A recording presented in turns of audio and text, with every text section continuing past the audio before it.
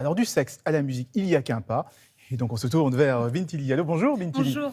Alors aujourd'hui, vous nous parlez d'une légende de musique. Et légende plus musique, on arrive à Paul McCartney. Paul McCartney a Nice. Voilà, on l'écoute. Vous savez quel âge il a ? 80 ans. 80 ans et 2 mois pour Paul McCartney, qu'on a connu bien sûr avec les Beatles. C'était le bassiste des Beatles, groupe anglais qui a révolutionné le rock et la pop. Paul McCartney qui fait partie des auteurs-compositeurs les plus prolifiques et les plus populaires du XXe siècle. Il fait aussi partie à Nice des musiciens les plus riches du monde. Sa fortune a été récemment estimée à 800 millions de livres sterling. Et comme ça, sans crier gare, il sort encore un nouveau coffret. Eh bien oui, c'est un cadeau en fait pour les fans au milieu de l'été. Un coffret qui s'appelle tout simplement McCartney, qui rassemble en fait ces 3 albums éponymes, McCartney, McCartney 2, McCartney 3, qui sont le nom est c'est pratique, c'est facile à retenir. C'est sorti respectivement tout ça en 1970, 1980 et 2020. C'est réuni pour la première fois en CD et en vinyle. Regardez à Nice ce petit teaser lié au coffret. Paul McCartney nous explique pourquoi il a créé ces 3 opus.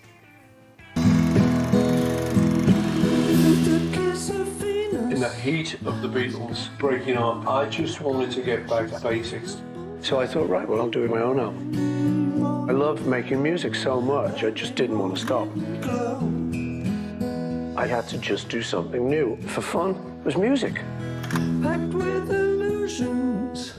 This was purposely to get things off my chest. This was going to be total freedom. So pure.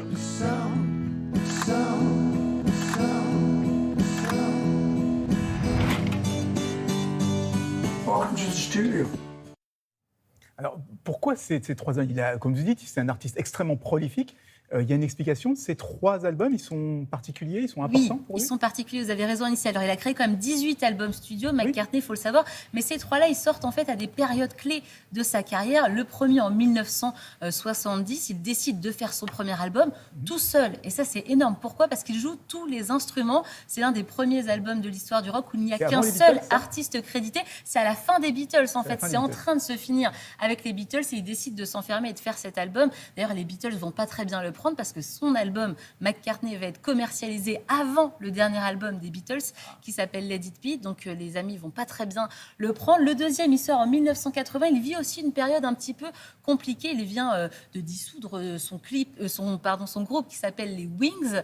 Il vient aussi d'avoir des petits soucis au Japon pour possession de cannabis, donc il n'est pas au top dans sa vie. Il s'enferme, un nouvel album où il crée tout seul, il joue encore de tous les instruments. C'est aussi une période un peu compliquée parce que John Lennon est assassiné. Ensemble, ils ont quand même composé plus de 200 chansons. Ce n'est pas rien.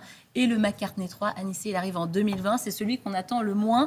Pourquoi ? Parce qu'il n'était pas du tout prévu. Comme nous tous, il s'est retrouvé enfermé chez lui. À chaque fois qu'il est enfermé, ce gars-là a tout de suite une inspiration géniale. Il se retrouve confiné dans sa ferme du Sussex en Angleterre. Ça tombe bien à côté, il a un studio. Il se met à créer une dizaine de chansons. Il reprend, vous savez, des brouillons qui datent de 92, mais il fait aussi des nouvelles chansons. Et à cet âge-là, un homme qui fait tous les instruments, c'est quand même impressionnant. Regardez la création de Find My Way.